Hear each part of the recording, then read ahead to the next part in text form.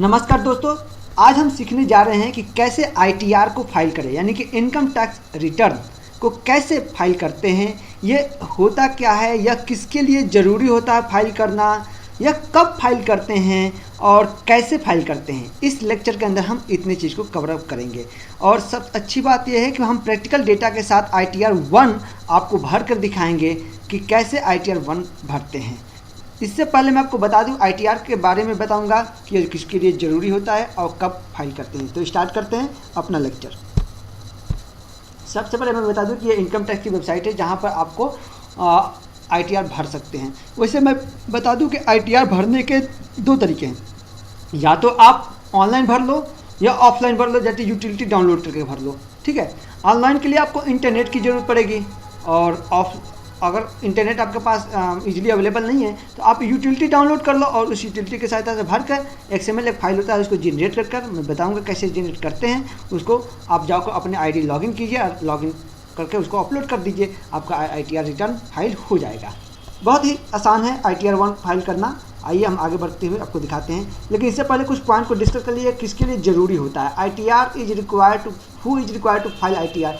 Income tax return जो होता है ये किसके लिए ज़रूरी होता है, तो मैं आपको बता दूं कि हर एक व्यक्ति, चाहे वो कंपनी हो या फर्म हो, being a person other than company या firm, if his gross total income before deducting chapter 6A exceed the maximum amount not chargeable to tax. कह रहा है कि यदि वो कोई भी व्यक्ति, चाहे वो कंपनी हो या फर्म हो, या कोई ऐसा व्यक्ति हो जो कंपनी फर्म नहीं हो, फिर भी उसका ग्रॉस टोटल इनकम एक्सीड करता है उसके मैक्सिमम एग्जम्पशन अमाउंट जो कि चार्जेबल टू टैक्स नहीं होता है। सबको एक एग्जम्पशन लिमिट मिले ना, जैसे इंडिविजुअल केस में 2.5 लाख है, तो यदि वो इससे ज़्यादा, वो मैं चूँकि आईटीआर 1 फाइल कर रहा हूँ इसलिए स्पेसिफिक जो फोकस होगा हमारा इंडिविजुअल के लिए होगा। ठीक है, तो इंडिविजुअल के लिए जो लिमिट है 2.5 लाख है, तो 2.5 लाख से एबव यदि जाता है तो उसके लिए आईटीआर को फाइल करना कंपलसरी हो। डैट मीन्स उसका टैक्स भी कंपलसरी बनता है, तो उसको आईटीआर फाइल करना कंपलसरी है।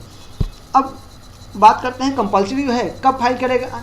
बिफोर ऑन और before due date, due date से पहले कर देना है। और ड्यू डेट क्या है? 31 जुलाई इंडिविजुअल के केस में, यानी कि ऐसे व्यक्ति जिसका ऑडिट नहीं होता है, जरूरी नहीं है इंडिविजुअल का भी कभी कभी ऑडिट होता है, मैं आपको बाद में बताऊंगा क्या वो केस है। ठीक है, जैसे टर्नओवर है या और भी कई चीज़ें हैं जिसको इंडिविजुअल में भी ऑडिट होते हैं, तो वो बात का बात है। अभी हम ये फोकस कर रहे हैं कि एक इंडिविजुअल आईटीआर 1 फाइल करना चाहता है और उसका बहुत ही कम इनकम है, वो इवन टैक्स भी नहीं देता है, मतलब टैक्स के स्लैब में नहीं आता, कहने का मतलब ये है। तो वो कैसे फाइल करे आईटीआर 1? ठीक है, तो उसके लिए 31 जुलाई है, और अदर लोग जिनका ऑडिट होते हैं जैसे कंपनी फर्म, ये तो 30 सितंबर उनके केस में लास्ट डेट होगी आईटीआर फाइल करने की, यानी कि 31 जुलाई 2016 इस साल की हम बात कर रहे हैं। ठीक है, आगे बढ़ते हैं। मैंने वही चीज़ बताया आपको कि यदि आपका जो ग्रॉस टोटल इनकम थोड़ा सा एक्सप्लेन किया गया है कि 80C से 80U में जो कि आपका चैप्टर 6A में डिडक्शन की बात करता है, उसको हटाने से पहले 2.5 लाख की लिमिट से ज़्यादा अगर क्रॉस करते हो तो आपके आईटीआर फाइल करना कंपलसरी होगा इंडिविजुअल केस में।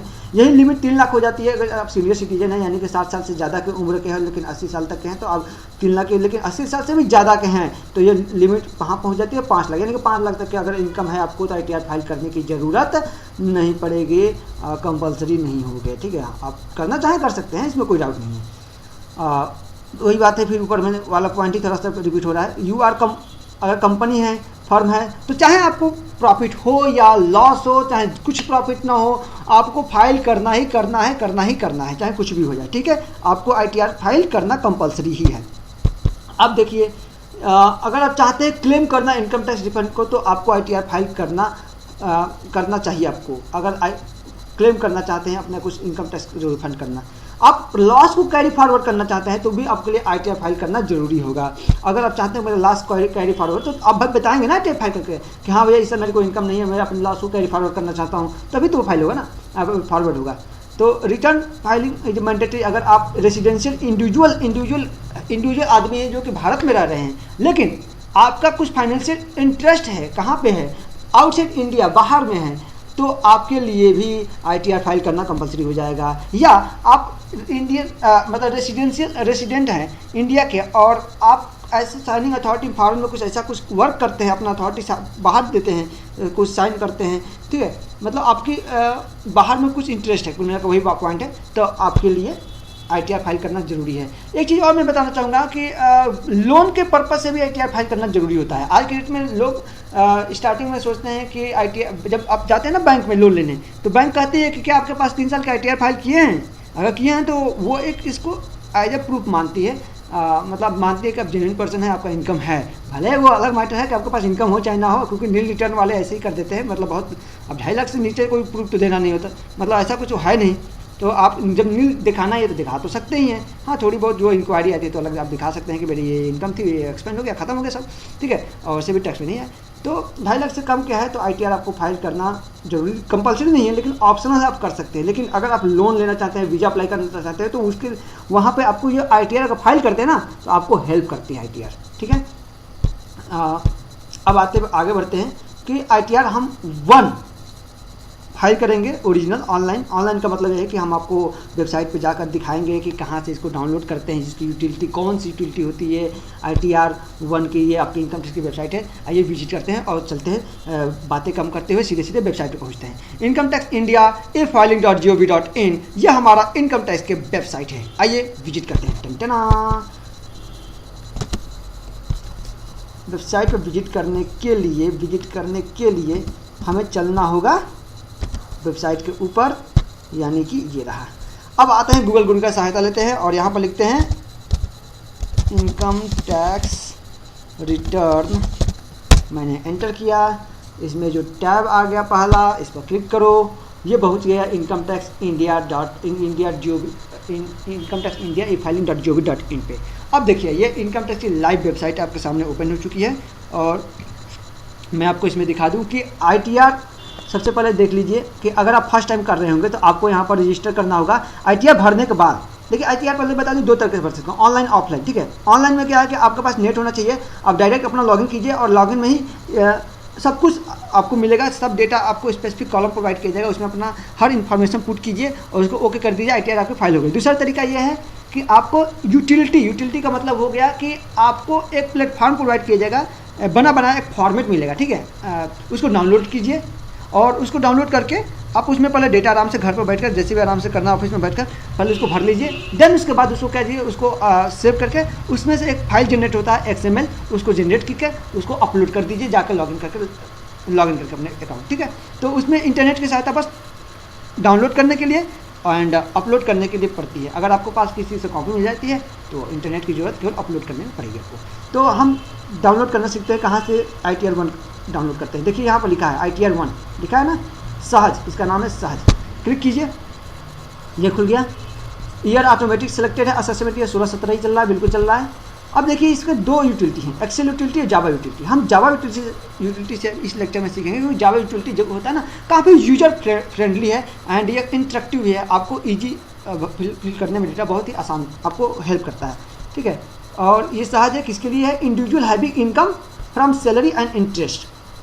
ITR 1, ITR 2 किसके लिए है, individual and HUF not having income from business या प्रोफेशन, मतलब ऐसे इंडिविजुअल या HUF जिसका इनकम बिजनेस या प्रोफेशन से नहीं है ITR 2 भरेंगे। इसी प्रकार ITR 2A है, 3 है, 4 है, 4A से 5, 6, 7 तक ITR होते हैं। ये हम बताएंगे अगले लेक्चर में, जब हम एक ITR पर एक लेक्चर हमारा है, ठीक है। तो इस लेक्चर में ITR सिर्फ 1 कवर कर रहे हैं, तो इसलिए ITR 1 जो इंडिविजुअल के बारे में डील करता है, इंडिविजुअल जिसका इनकम क्या हो, सैलरी से हो या एंड इंटरेस्ट जो है इनका अदर सोर्स का इनकम है। तो आइए जावा यूटिलिटी इसके लिए डाउनलोड करते हैं। यहाँ पर क्लिक करेंगे, क्लिक किया मैंने और ये ITR 1 डाउनलोड हो गया। 660 KB का ITR है 1 है। इसको आप देखिए कहाँ पर फोल्डर के अंदर आपको पड़ा हुआ है, ये यहाँ पर पड़ा हुआ है। यहाँ से इसको मैं कॉपी करके एक स्पेसिफिक फोल्डर में ले जाऊँगा। क्यों ले जाऊँगा, क्योंकि डेटा एक जगह रहेगा तो ईजी होगा। अब मैं यहाँ पर अपने एक फोल्डर बना रखा हूँ। मैं बता दूँ, मैं शैलेश वर्मा का इनकम टैक्स रिटर्न भरूंगा। चूँकि आप अपना भरेंगे तो आप अपना कुछ वर्किंग कर लीजिएगा, वर्किंग बना लीजिएगा एक्सेल शीट में, चाहे जैसे भी बनाना हो आपको बना लीजिएगा। जैसे मैं आपको दिखा रहा हूँ, ये एक्सेल शीट है। जैसे शैलेश कुमार वर्मा का इनकम टैक्स भरना है 15-16 फाइनेंशियल ईयर का, उनका जो सैलरी का इनकम है 1,80,000 टोटल बनता है। 15,000 पर मंथ कमाते हैं, 12 महीने की सैलरी, ठीक है। बोनस पाए हैं 5,000 टोटल, जो सैलरी के अंदर इनकम हुआ है 1,85,000 का पाए हैं। अदर सोर्स की इनकम जो है, इंटरेस्ट पाते हैं FD पर 8,000, कमीशन भी पाते हैं LIC से और हेल्थ इंश्योरेंस से भी कमीशन पाते हैं। टोटल जो इनकम हो गया इनका अदर सोर्स के 41,000 हो गया। और टोटल जो इनकम हुआ है 2,26,000, यानी ग्रास टोटल इनकम 2,26,000 हो गया। और इन्होंने LIC की पॉलिसी ले रखी है खुद की, जिसका 80C में डिडक्शन मिलेगा यानी कि 5,000, और हेल्थ इंश्योरेंस भी ले रखा है 4,500, यानी कि इसका भी डिडक्शन मिल जाएगा 9,500। इनका टोटल जो टैक्स, जिस ऐसे इनकम जिस पर वो टैक्स देंगे 2,16,500, सिंस इंडिविजुअल हैं, ठीक है, इंडिविजुअल हैं एंड क्या है, ये इंडिविजुअल हैं and senior citizen, very high senior citizen में नहीं आते हैं, यानी कि 2.5 लाख इनकी एग्जम्पशन लिमिट है, इसीलिए इनका टैक्स कितना बना, नील बना। और गलती से क्या कहें, इन्होंने पैन नहीं प्रोवाइड किया, मतलब प्रोवाइड किया था, फिर भी टैक्स TDS डिडक्ट कर दिया गया 1,800 रुपये का, इंश्योरेंस कंपनी ने डिडक्ट कर दिया है 1,800 रुपये TDS इनके इनकम में से। तो वो इसका क्लेम लेना चाहेंगे, अपने इनकम जब दिखाएंगे तभी तो क्लेम ले पाएंगे ना। तो ये एक डेटा है, आप भी मैं सजेस्ट करूँगा कि अपना डेटा एक प्रिपेयर कर लीजिएगा कि ये मेरे सैलरी से या इनकम है, इतना TDS कटा है नहीं कटा है, ठीक है। और भी इनकम जो है अदर सोर्स पे FD से इनकम है, अगर सेविंग से इनकम है तो मैं बता दूँ आपको कि सेविंग पे 10,000 तक एग्जेम्पशन मिलता है। तो वो आपको मैं अगला लेक्चर में आपको दिखा दूंगा कैसे होता है, उसको कैसे भरते हैं। अभी फिलहाल ये नील रिटर्न में भर रहा हूँ, और नील रिटर्न के साथ रिफंड कैसे क्लेम कर सकते हैं, सिंस आपका TDS कटा है, आपने डिपॉजिट कर दिया, इसलिए अब आपका टैक्स तो बनता नहीं है, ठीक है। अब आते हैं, इसीलिए मैंने एक वर्किंग तैयार कर लीजिए। अब मैंने आते हैं बैक, मतलब ये ITR की यूटिलिटी है, मैंने ये देखिए जिप फाइल में होता है, इसको आपको एक्सट्रैक्ट करना पड़ेगा, यानी कि ये देखिए लिखा है ना एक्सट्रैक्ट हियर, आप यहाँ पर एक्सट्रैक्ट कर लीजिए। जैसे ही एक्सट्रैक्ट करेंगे ये फाइल इस टाइप पर खुल जाएगी। अब देखिए यहाँ पर, हाँ इससे पहले मैं बता दूँ, आपके सिस्टम में ना जावा यूटिलिटी आपका सिस्टम के अंदर इंस्टॉल होना चाहिए, तभी ये रन हो पाएगा। चूँकि मेरे में जावा इंस्टॉल है, इसीलिए देखिए ये यहाँ पर ये जावा का देख रहे हैं, ये फिगर आ रहा है, इस पर आप क्लिक करेंगे। जब आप इस पर क्लिक करेंगे तो ये जावा जो आपका है, जो भी कर सकते हैं सॉफ्टवेयर है, उसके अंदर ये यूटिलिटी ओपन हो जाएगा, क्योंकि उसी के ऊपर ये बना हुआ है। अब देखिए ये यूटिलिटी ओपन हो गया।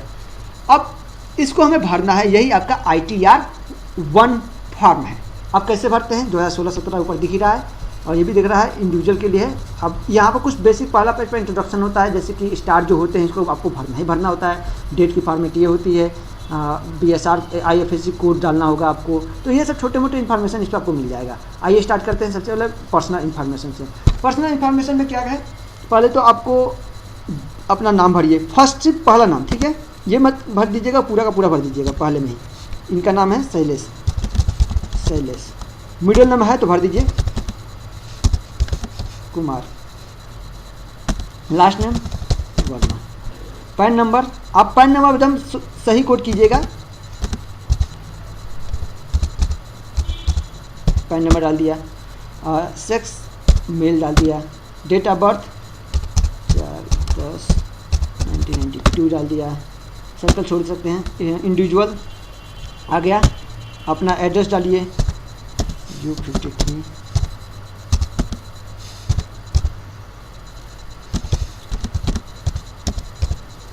उपाध्याय ब्लॉक,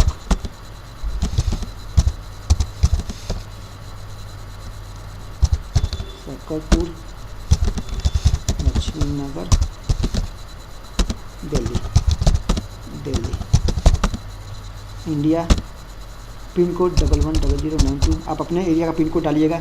ईमेल एड्रेस डाल दीजिए verma68@gmail.com, ठीक है। मोबाइल नंबर 9310644396 डाल दिया, और कोई और भी मोबाइल नंबर डालना चाहते हैं डाल सकते हैं, ठीक है। अब आते हैं नीचे। अब क्या है कि आप अपना बेसिक इन्फॉर्मेशन डाल दिए। अब नीचे ये है कि इसमें कह रहा है कि आप सैलरी पाते हैं तो कहाँ से पाते हैं। देखिए यहाँ कई ऑप्शन दिया है। पहला तो government, public sector unit, others not applicable, मतलब नॉट एप्लीकेबल उनके लिए जिसका सैलरी, भाई इंडिविजुअल भी तो सैलरी नहीं पा सकता, जरूरी थोड़ी कि हर इंडिविजुअल सैलरी पाता ही पाता है, ठीक है। जो ITR अकाउंट भरेगा, हो सकता है वो भी नहीं पाता हो। अगर आपका एम्प्लॉयर गवर्नमेंट है, गवर्नमेंट से पाते हैं तो इसको क्लिक कीजिए। पब्लिक सेक्टर यूनिट चाहिए, इस पर अदर्स, चूँकि ये अदर्स से पाते हैं तो मैं अदर पर क्लिक करता हूँ। अब मैं जानता हूँ, मतलब मैंने देखा चीज़ बनाकर, तो इनका जो टैक्स बनता है टैक्स स्लैब में आते नहीं है, यानी कि नील टैक्स बैलेंस है इनका, तो नील टैक्स का लिया। एंड NRI, और ये क्या है, रेसिडेंशियल, NRI नहीं है, रेसिडेंशियल ले लिया। हम जो टैक्स भर रहे हैं, ड्यू डेट हमने बताया ना, ड्यू डेट से पहले भर रहे हैं, ठीक, ये रहा। और ये कर रहा है कि नो कर दीजिए, इसको कोई मतलब नहीं। ओरिजिनल रिटर्न भर रहे हैं, बिल्कुल ओरिजिनली भर रहे हैं।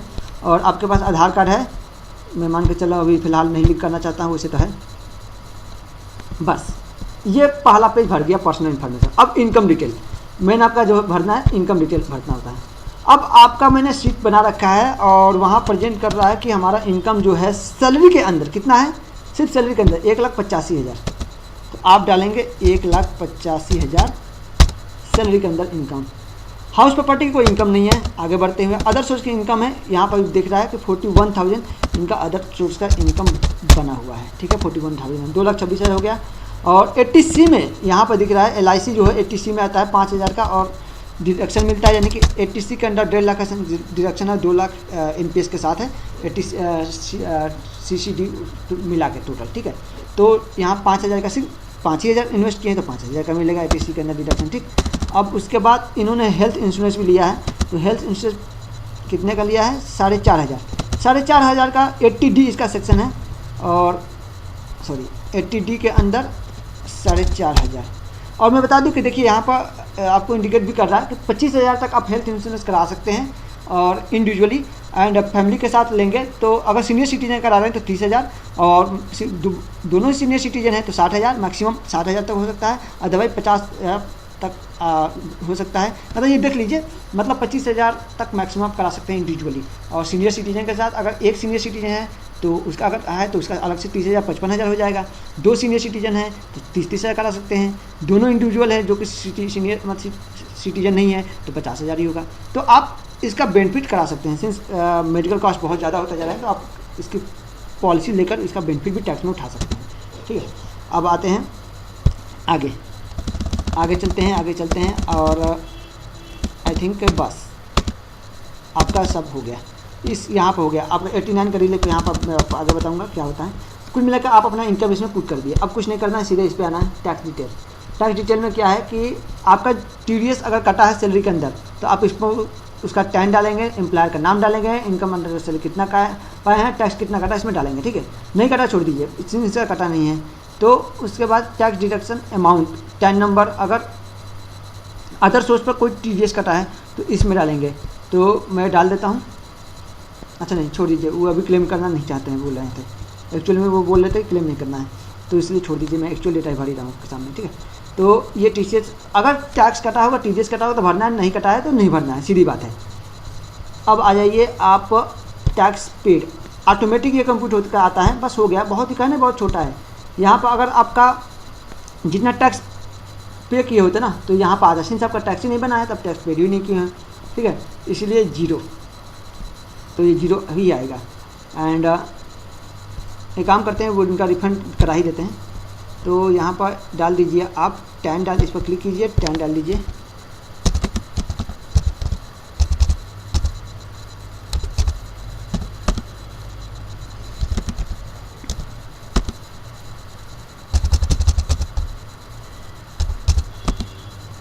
ईयर 2015 का ही है। टैक्स अमाउंट 1,800 है उनका, 1,800 रुपये वो रिफंड लेना चाहते हैं।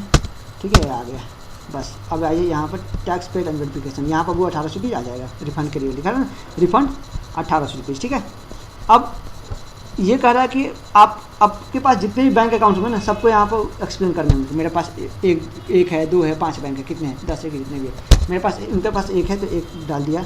उसका IFSC कोड मैं यहाँ पर नोट कर रखा हूँ। IFSC कोड जो है कॉपी कीजिए और IFSC कोड ले जाकर पेस्ट कर दीजिए। मैंने IFSC कोड डाल दिया, ऑटोमेटिक नाम आ जाएगा, पंजाब नेशनल बैंक आ गया। अकाउंट नंबर डाल दीजिए, मैं डाल देता हूँ उनका अकाउंट नंबर डाल दिया।